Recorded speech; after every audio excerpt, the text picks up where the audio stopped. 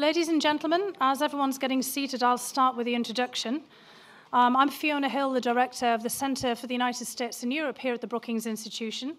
And on behalf of myself, Strobe Talbot, the President of the Brookings Institution, and all of our senior fellows and other staff, it's a great honour for us today to be able to host Anders Fogh Rasmussen, the current Secretary-General of NATO.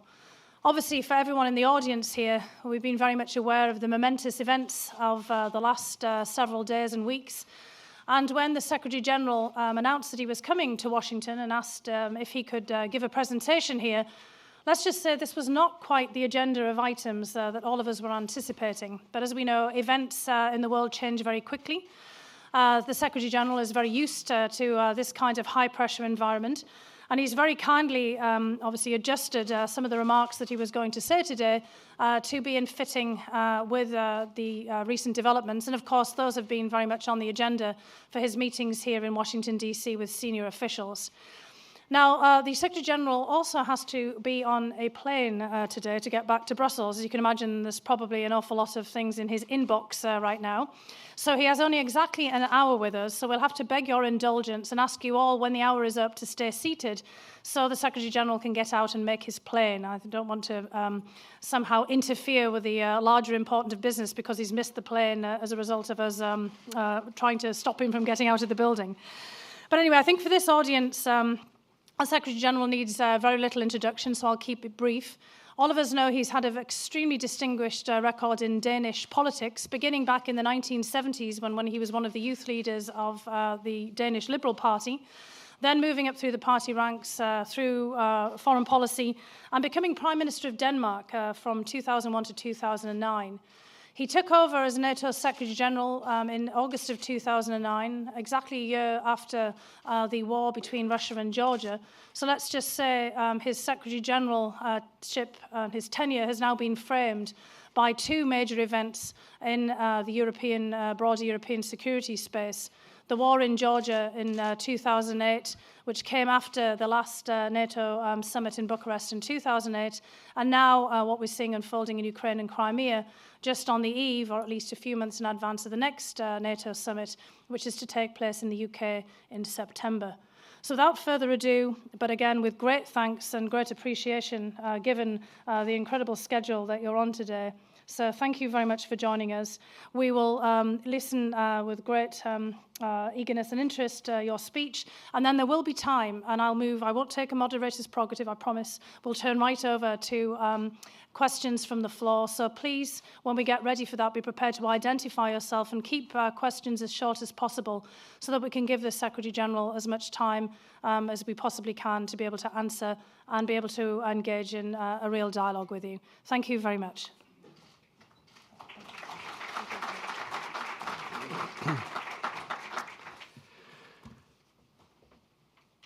Thank you very much, Fiona, for that generous introduction. And I would also like to thank everyone at Brookings for the excellent job in organizing this event. Ladies and gentlemen, we live in a different world than we did less than a month ago. Russia's military aggression in Ukraine is in blatant breach of its international commitments, and it is a violation of Ukraine's sovereignty and territorial integrity. The annexation of Crimea through a so-called referendum held at gunpoint is illegal and illegitimate. And it undermines all efforts to find a peaceful political solution. This is a wake-up call for the Euro-Atlantic community, for NATO, and for all those committed to a Europe whole, free, and at peace. We know that we cannot take our security for granted. We have seen other crises in Europe in the past decades. The Western Balkans in the 1990s, Georgia in 2008, but this is the gravest threat to European security and stability since the end of the Cold War. First, because of its scale, with one of the largest movements of troops for many decades. Second, because of the stakes, the freedom of 45 million people and their right to make their own choice. And third, because this crisis is right on NATO's border. But Ukraine cannot be viewed in isolation. And this crisis is not just about Ukraine. We see what could be called 21st century revisionism. Attempts to turn back the clock, to draw new dividing lines on our map, to monopolize markets, subdue populations, rewrite or simply rip up the international rulebook, and to use force to solve problems rather than the international mechanisms that we have spent decades to build. We had thought that such behavior had been confined to history. But it's back, and it's dangerous because it violates international norms of accepted behavior. It exports instability. It reduces the potential to cooperate and build trust.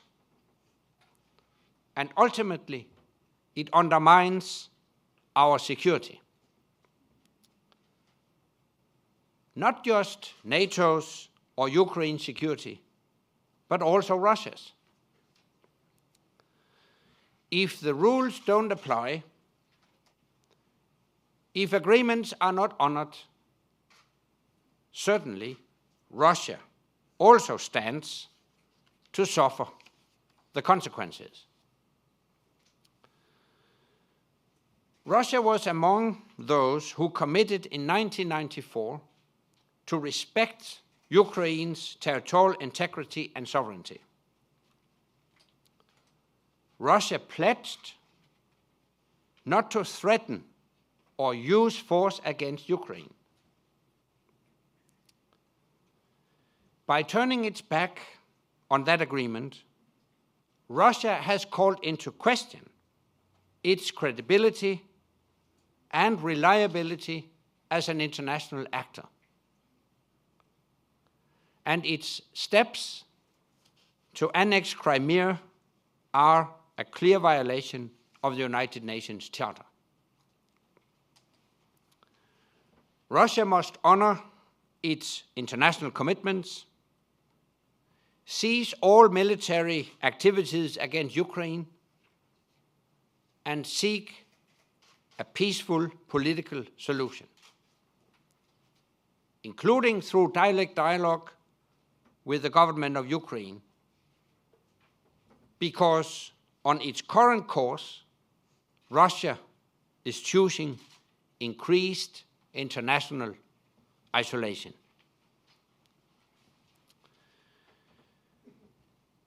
There are no quick and easy ways to stand up to global bullies, because our democracies debate, deliberate, and consider the options before taking decisions.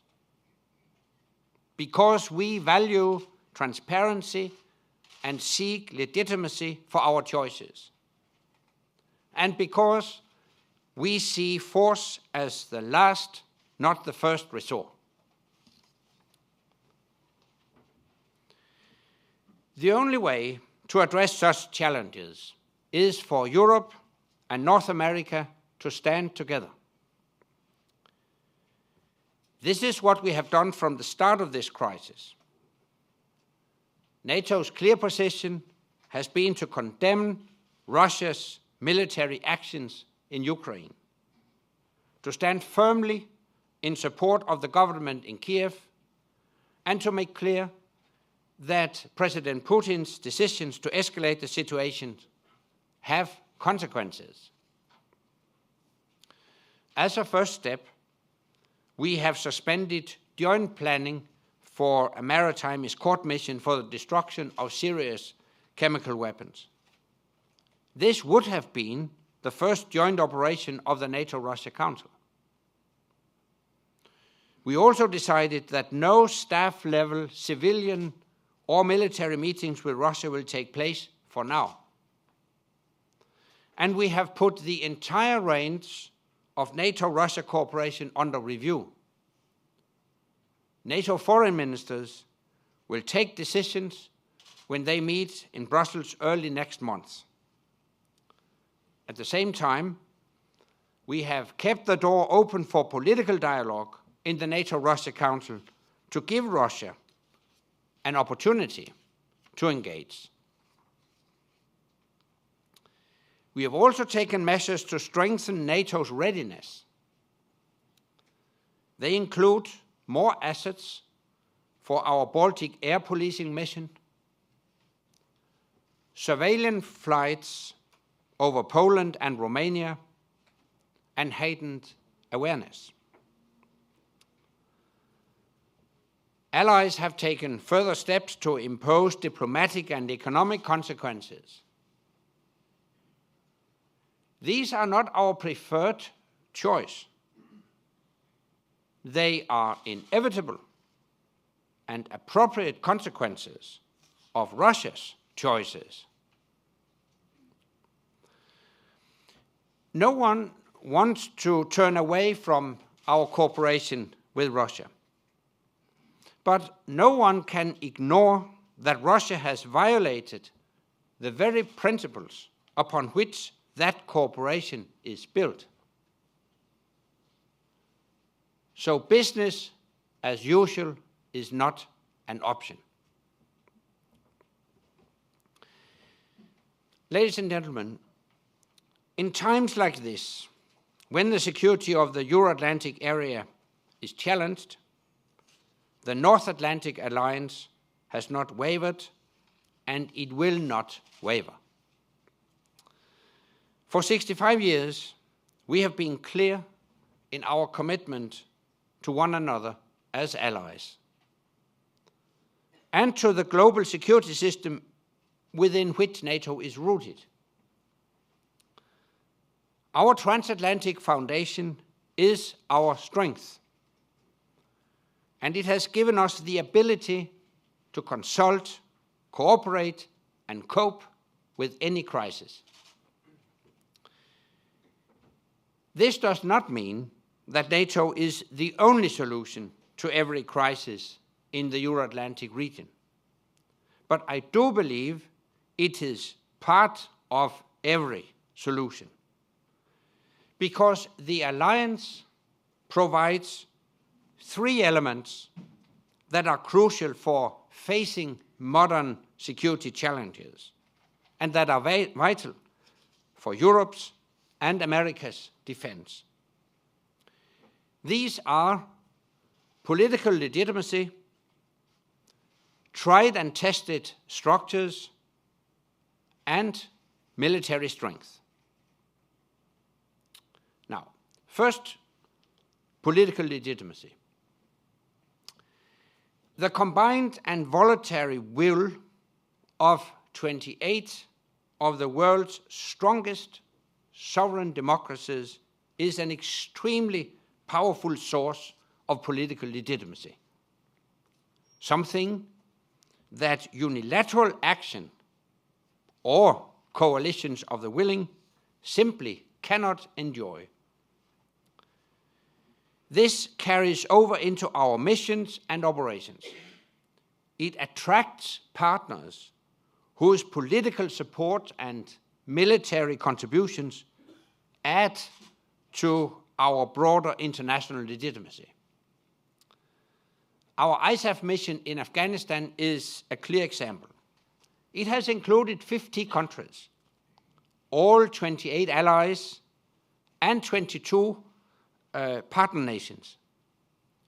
That's 1/4 of all the world's countries. The biggest and most effective coalition in recent history. A coalition that only NATO could have gathered and commanded. And that leads me to my second point. NATO provides tried and tested political and military structures. We have a unique permanent forum for political consultation, where North Americans and Europeans meet every day to debate and decide how to ensure our collective security. Just 2 weeks ago, we met at Poland's request to consult within the framework of Article 4 of the Washington Treaty. This allowed us to immediately address the security concerns of one of our members and to reaffirm our solidarity. Our political and military structures also provide us with a permanent crisis response system so we can react quickly and effectively to any concern with political measures, with military measures, or an appropriate mix of the two. We also have the permanent NATO military command structure. So when we decide to take any military action, we have the right framework with the right skills and the right people already in place. We have headquarters that can be deployed quickly to command operations and missions. We have reaction forces on standby, and we can bring the necessary military contributions together quickly from NATO allies, as well as from over 40 partner nations on 5 continents. Time and again, when an ally has felt its security under threat, we have come together and quickly provided the necessary support. After 9/11, when we deployed surveillance planes here to the United States. During the Syria crisis, when we deployed Patriot missile defense systems to Turkey. And today, when our surveillance aircraft are monitoring our borders in Eastern Europe. Now imagine that NATO did not exist. Every time a crisis broke out, a political and military framework would have to be built from scratch. Political consensus would have to be forged, partners found, military plans developed, and capabilities designed, delivered, and deployed.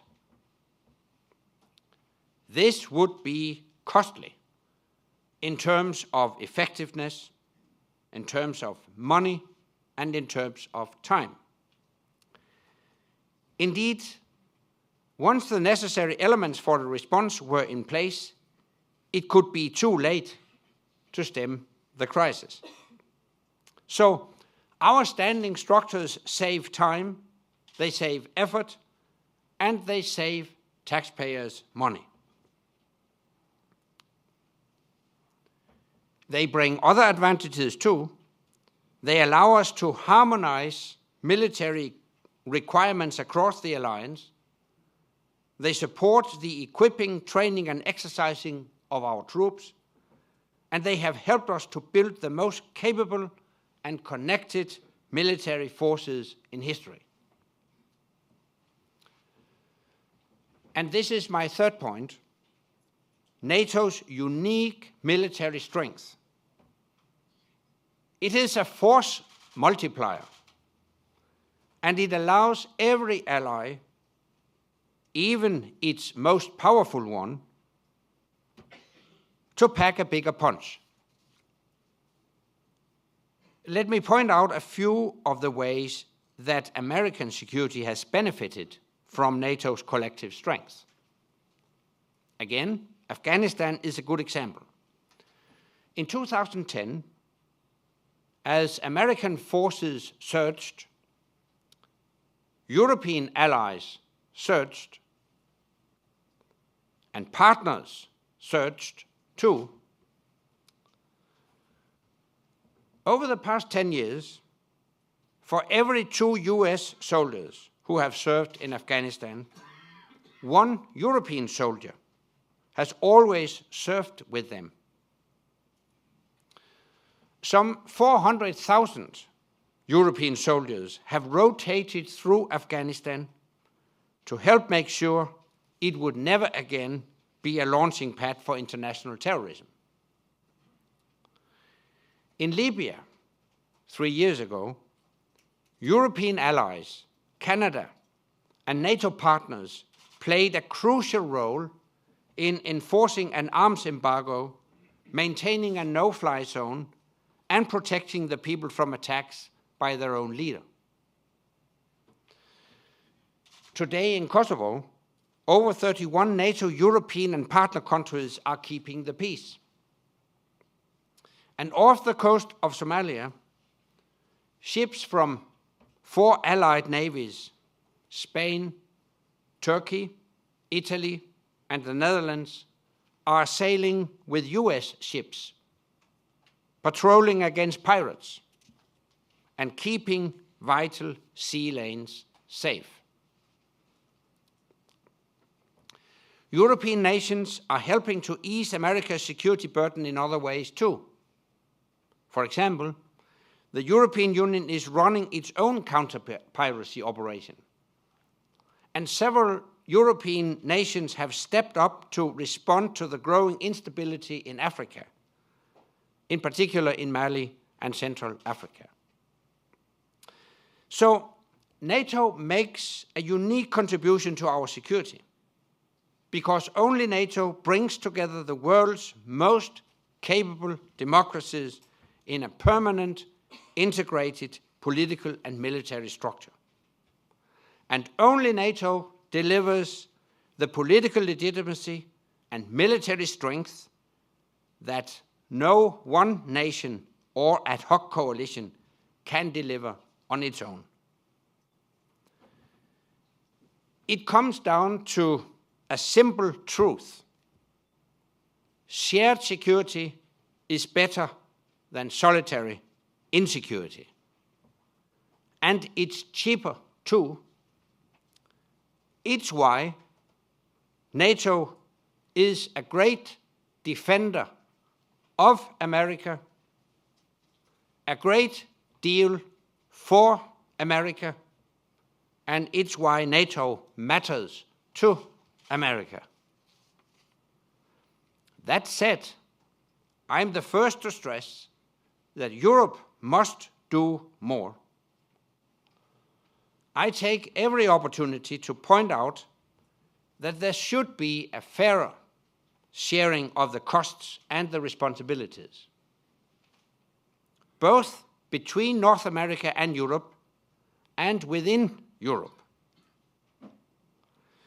And developments in Ukraine are a stark reminder that security in Europe cannot be taken for granted, and that neither Europe nor America can come up with a solution alone. That's why I will continue to remind European nations that they need to step up politically and militarily to hold the line on defense cuts, to increase their defense spending, and to work together to fill key capability gaps, including missile defense, cyber defense, and joint intelligence, surveillance, and reconnaissance.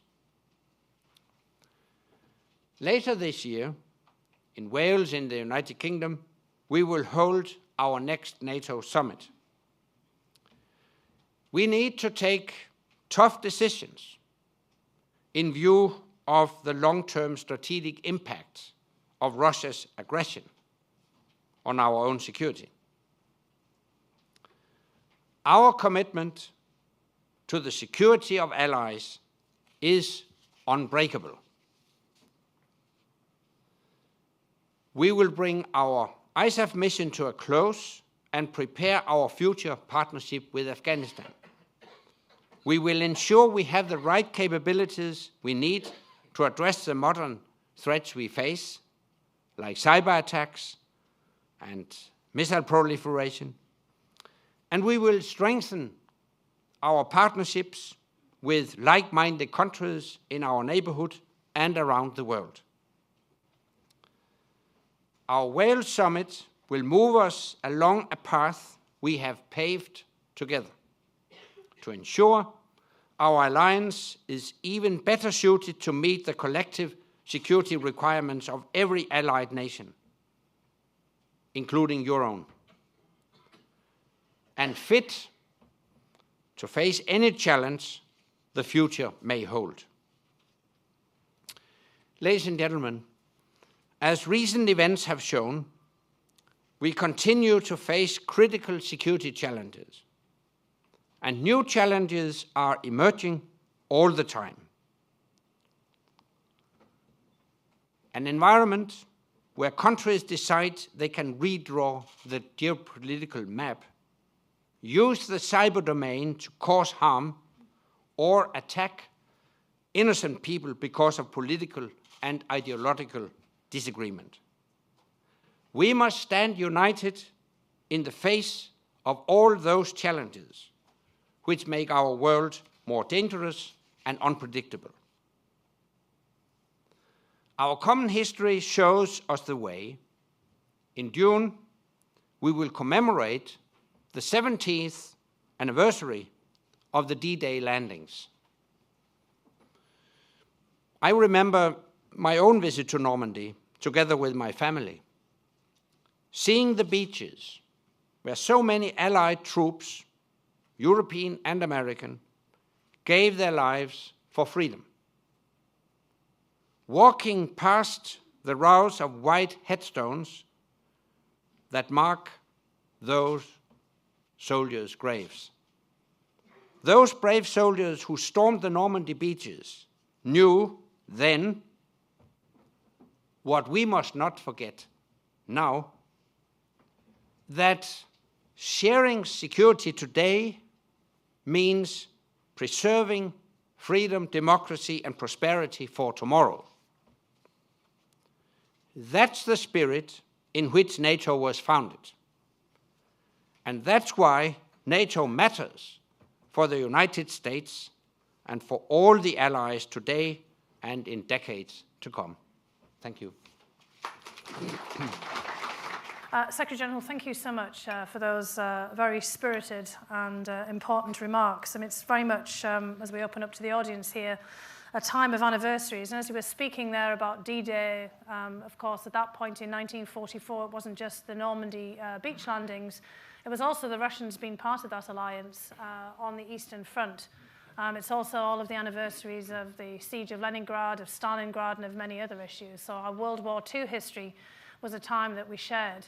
Unfortunately, it's also about the 160th anniversary of another series of crises in the Crimea. Again, as you were thinking, I started to remember that the Crimean War actually broke out around 1854, so again, about 160 years ago.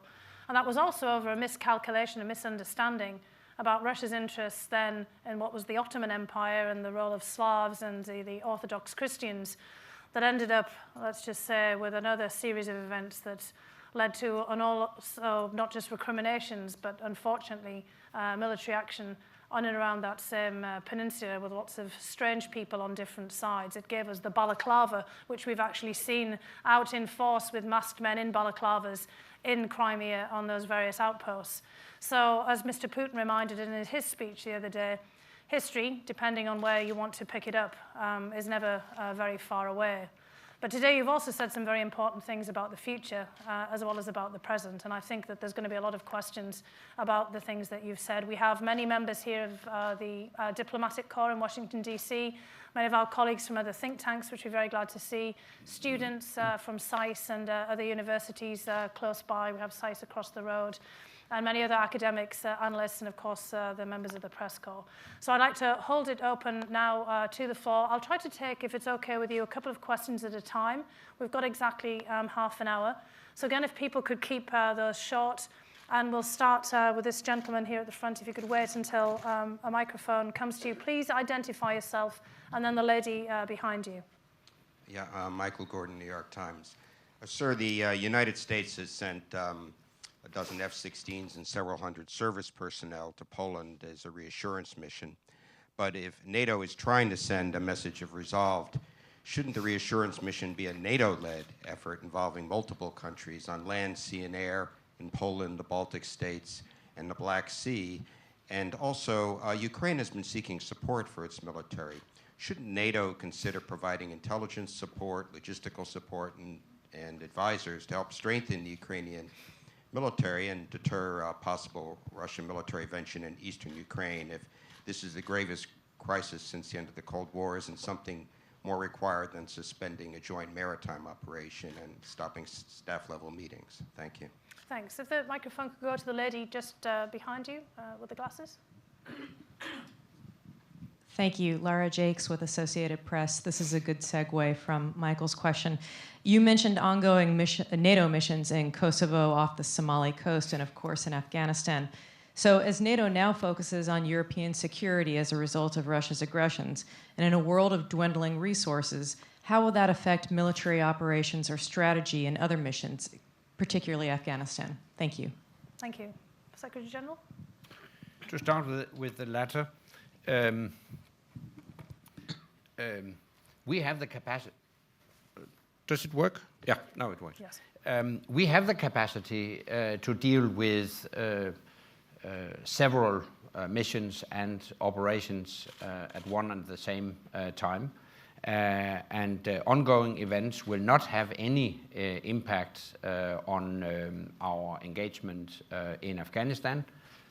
We follow the plans as already outlined, which means completion of the ISAF combat operation by the end of this year, and provided we get a signature on the security agreements, deployment of a NATO-led training mission from the 1st of January 2015, and there will be no change in those plans.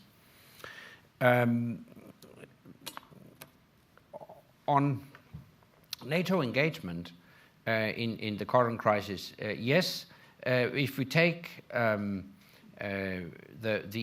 Baltic air policing, the United States took a quick step to augment their contribution to Baltic air policing, which is highly appreciated.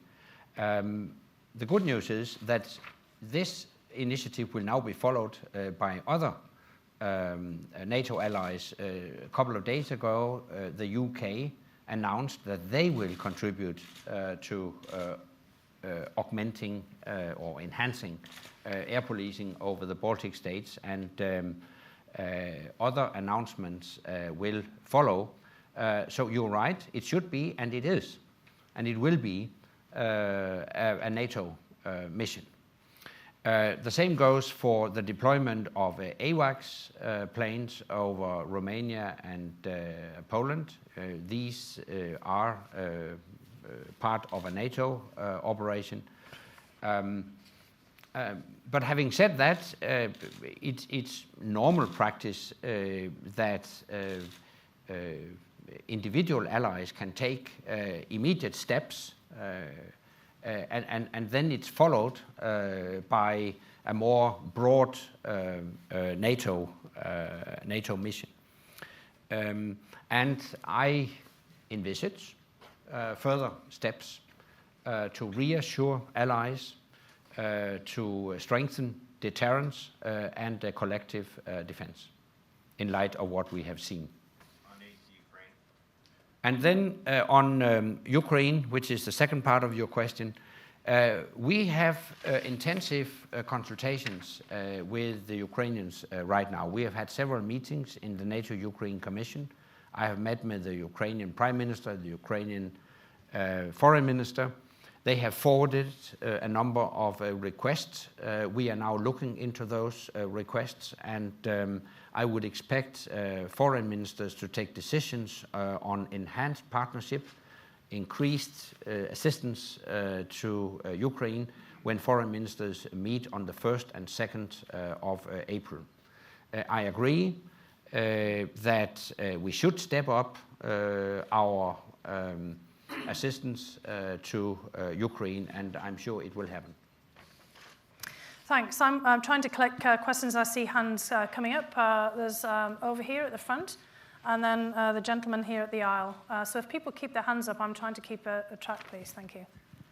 Natalie Tocci, Istituto Affari Internazionali in Rome. You have explained very effectively, Secretary General, the logic of suspending cooperation under the NATO-Russia Council.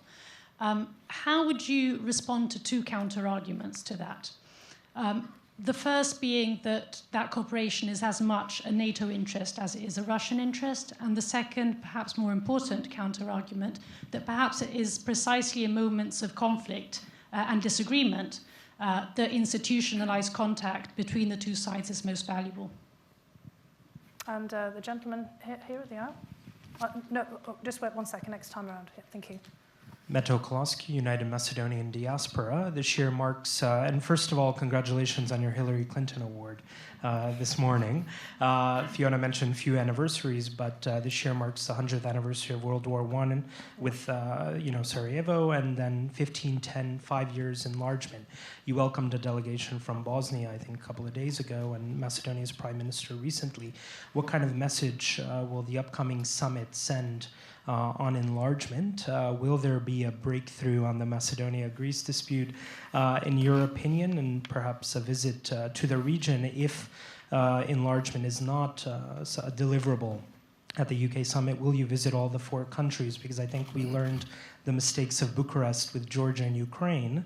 Luckily, nothing of that sort has happened on Macedonia, but hopefully nothing does happen. So thank you. Yeah. Thank you. First, on the NATO-Russia Council, actually, I think we struck the right balance in what we have done so far. Because you're right, during a crisis, it is important to keep open a channel for dialogue. So that's why we have suspended practical cooperation with Russia, while we have kept the NATO-Russia Council as such open for dialogue. And actually we have had a meeting already at ambassadors level within the NATO-Russia Council. I can tell you it was not a pleasant meeting with 28 allies conveying a very clear message to the Russian ambassador. But I think it was a useful meeting. So that underlines your point that during a crisis we need to keep open these channels for dialogue, and that's exactly what we have done. But on the other hand, I also think the Russian behavior must have consequences. I mean, when I study the founding documents that create the framework for our partnership with Russia, I can see Russia in blatant breach of all the fundamental principles. Among those principles, we have stated that we will not use force against each other or any other. And obviously they did. In 2010, at the NATO-Russia summit in Lisbon, we declared that it's our ambition to develop a true strategic partnership between NATO and Russia. I'm a strongly believer of that.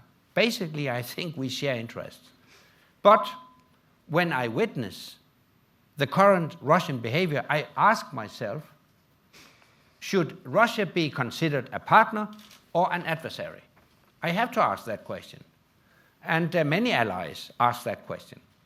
So that's why we can't continue business as usual. But I think we struck the right balance in the way we dealt with this, and we have done it in such a manner that it opens the possibility to step up sanctions, so to speak, if the situation warrants that.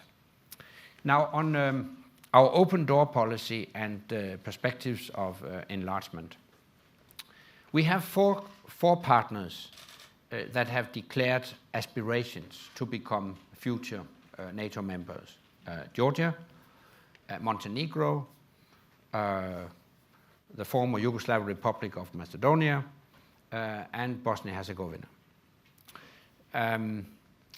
As you know, this process is merit-based. Aspirant countries must fulfill certain criteria before they can join our alliance. We have now agreed internally in NATO on a procedure so that decisions on how we will address the open door policy will not be made now, but later in the run-up to the summit. We will update individual assessments of each of the four aspirant countries before foreign ministers meet by the end of June, and then foreign ministers will take decisions by the end of June. So it would be premature to present any assessment as to how we will deal with each of the four aspirant countries. What is clear is that the process is merit-based, and each individual aspirant country will be judged upon its own merits. But I think they all realize that they still have work to do. But having said that, I'm clearly, so my position is very clear. I think the progress they have made should be appropriately reflected at the summit.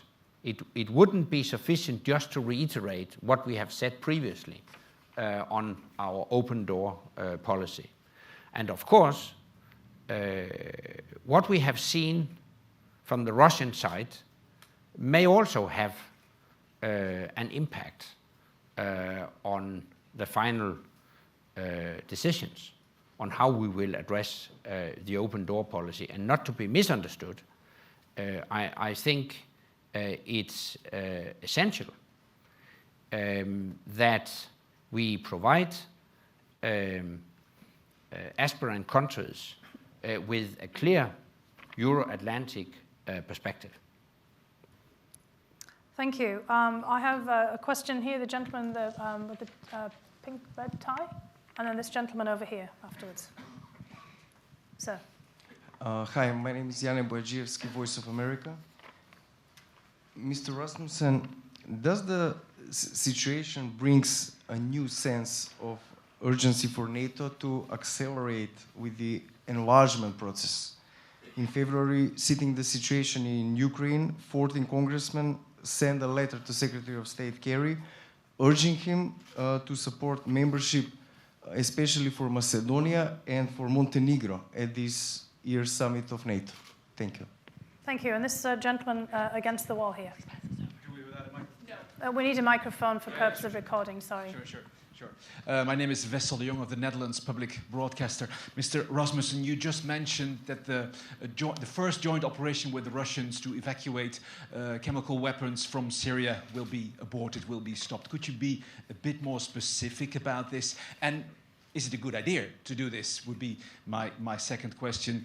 And brief third question. Don't you think now Crimea is finally, well, part of Russia, so to say? Don't you think the situation now will quiet down, and should NATO react, well, also in those terms, that you see that the Russians are toning down their rhetoric and situation will become a bit more peaceful?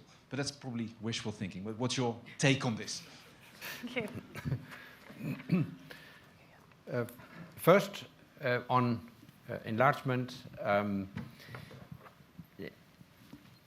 you ask me in concrete terms whether ongoing events would justify to accelerate enlargement.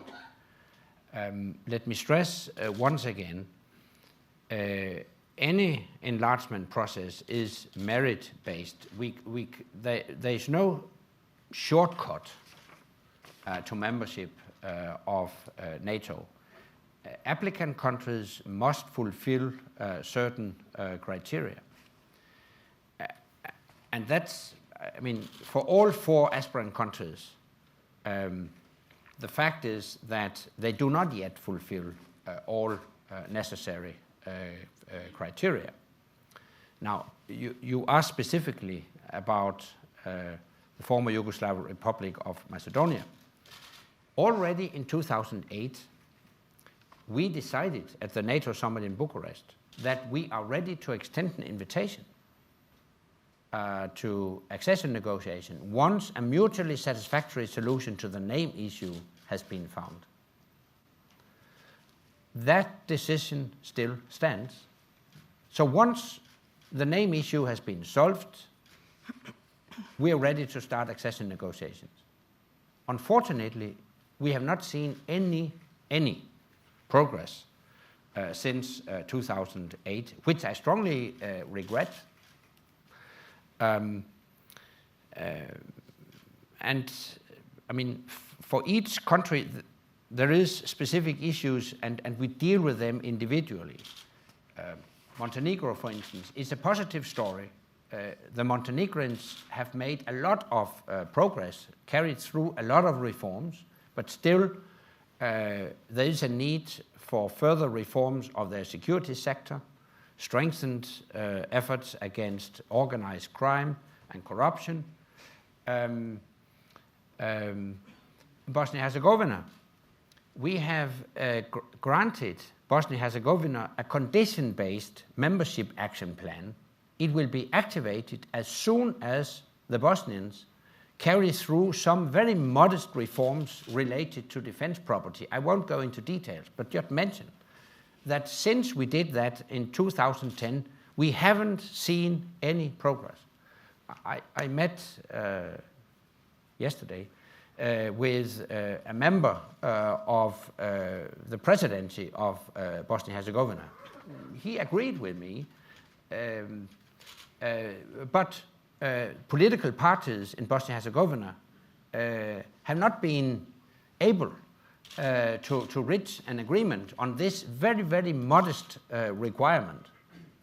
As regards Georgia, we have seen a lot of progress. They have conducted successful parliamentary and presidential elections. They have reformed their defense sector, but there is still things to do within their security sector and also when it comes to their judiciary. So this just to stress that certain conditions must be fulfilled, and there's no shortcut, and ongoing events will not change that.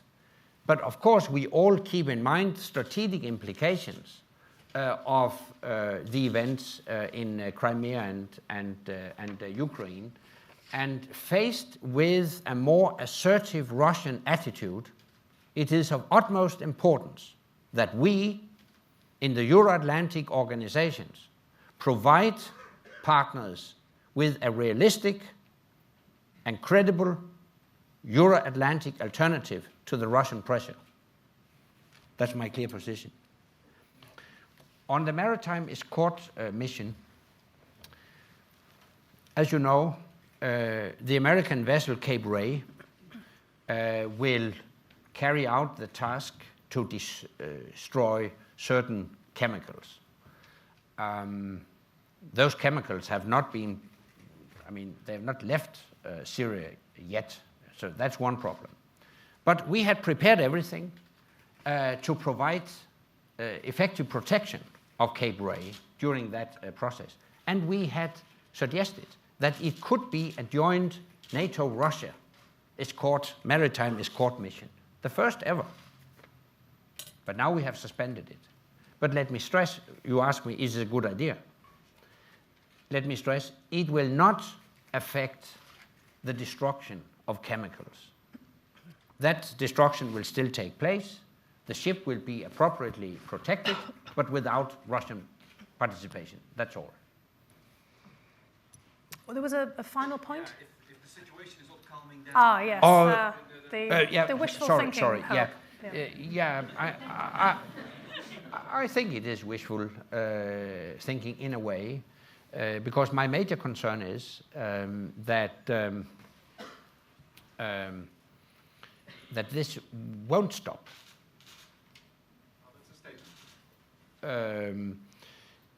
Crimea is one example, but I see Crimea as an element in a greater pattern, in a more long-term Russian, or at least Putin, strategy. So, of course, our major concern now is whether he will go beyond Crimea, whether Russia will intervene in the eastern parts of... yes. And? So, we are vigilant. We have seen a pattern. I mean, if you have a look at the whole region, you see protracted, frozen conflicts in Transnistria, Abkhazia, South Ossetia, now maybe in another form, but still Crimea. I would add to this also Nagorno-Karabakh. And if you look at all this, you will see an overall Russian strategy. It serves their long-term strategic interests to keep instability in that region. That can be used, among other things, to prevent countries in that region to seek Euro-Atlantic integration. That's my major concern. Thank you. I fear, because we've only got 5 minutes left, that it may be difficult to get to all the questions. There was a cluster of the three people over here, starting with the gentleman with the glasses, the lady behind him, and then the other gentleman. So the gentleman with the glasses closest to the window first, sir, sorry, and then the lady behind you, and then back to you. Thank you. I'll just try to take the three of you together. Hi, my name is Sahil Shah, and I'm a second-year undergraduate at the George Washington University. My question today is in regards to NATO's nuclear declaratory policy and the prospects for reducing reliance on nuclear weapons in NATO's grander security policy. As obviously from the United States perspective, as long as US tactical weapons remain deployed in Europe, all of NATO has a stake in their security. So how does the debate over NATO nuclear policy and non-strategic nuclear weapons deployed both by NATO and Russia also fit into September's agenda? Thanks very much. And if you just pass the microphone to the lady behind you. Thank you. Hi, Rachel Oswald, National Journal. My question kind of follows that. There was a recent congressional report that found that the Pentagon's time schedule for achieving certain missile defense capabilities in Romania and Poland against respectively medium and intermediate range ballistic missiles could be too optimistic. What are your thoughts on that conclusion? Thanks. And then the gentleman who originally had the microphone. Konstantinos Kanelopoulos from American University and the Transatlantic Academy. As the United States and the European Union are negotiating the Transatlantic Trade and Investment Partnership, the so-called economic NATO, don't you think that it's essential that we have a transatlantic conversation when it comes to security defense to a greater extent that the EU's delivered in December? And then secondly, with the symbolic departure of the last US tank in April from Europe and the end of the ISAF mission in Afghanistan, don't you think that it's essential that NATO re-examines its role in the 21st century? Don't you think that the alliance maybe needs to reinvent itself, as it did after the end of the Cold War? Thank you very much. Thank you. Yep. Interesting questions. First, on our nuclear policy. We adopted a new strategic concept in 2010, and also in that strategic concept addressed the nuclear question. We declared that we subscribe to the long-term vision of a world without nuclear weapons. Actually, that's not breaking news, because most of the countries in the world subscribed to that vision already in 1970 when they signed the Non-Proliferation Treaty. So we all committed to that long-term vision of a world without nuclear weapons. We also declared that we will work hard to create the conditions for fulfilling that vision. But having said that, we added that as long as nuclear weapons exist, NATO will remain a nuclear alliance. Now, we have also declared that we are ready to engage in negotiations on a reduction of the number of nuclear weapons, including tactical nuclear weapons. But we have added that it should take place in a balanced manner. And the fact is that since the end of the Cold War, NATO countries have reduced the arsenal of nuclear weapons drastically. I emphasize, drastically, while we have not seen a similar reduction on the Russian side. So there is a huge stockpile of Russian nuclear weapons, and clearly an imbalance. So we shouldn't be naive. So while we will work towards a reduction in the number of nuclear weapons, we also need more transparency, and we need to reduce in a balanced manner. So that's our clear position. Now, of course, I cannot exclude that the events we have witnessed in Crimea will also have an impact on the thinking about arms control, including nuclear policies. On missile defense, according to all information I have got, there won't be any change of the timetable as regards the development of the NATO missile defense system, including the establishment of facilities in Romania and Poland. And the timeline is that we intend to provide full coverage by 2018. And so far, I haven't seen any indications of changes in that plan. Finally, on the transatlantic relationship, I agree that the transatlantic trade and investment partnership should actually be seen as what we might call the economic NATO. The interesting thing is that it has been foreseen already in the NATO Treaty Article 2 that we should strengthen economic cooperation within or among allies. And actually, I see the TTIP as an implementation of that article.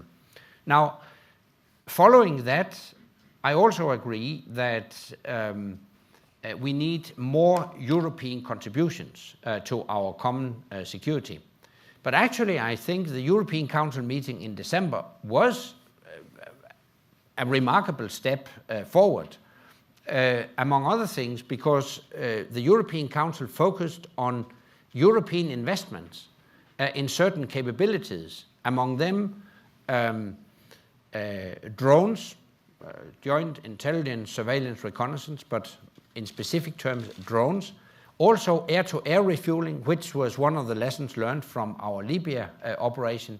They also mentioned cyber and satellite communication. So for the first time, actually, the European Council has committed to increased European investments in much needed military capabilities. I consider that a very welcome step forward. But having said that, let me reiterate what I said in my introduction today. The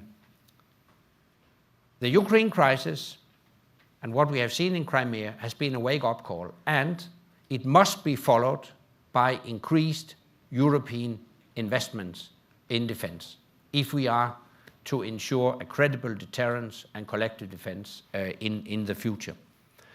And finally, on NATO's role, well, daily I witness statements that reflect NATO's success. Every day, right now, during this crisis, I see expressions of gratitude among Eastern allies, gratitude that they are actually members of our alliance. I don't think they see a strong need for redefining the role of NATO. They became members of NATO to ensure effective defense and protection. They've got it. They're grateful for that.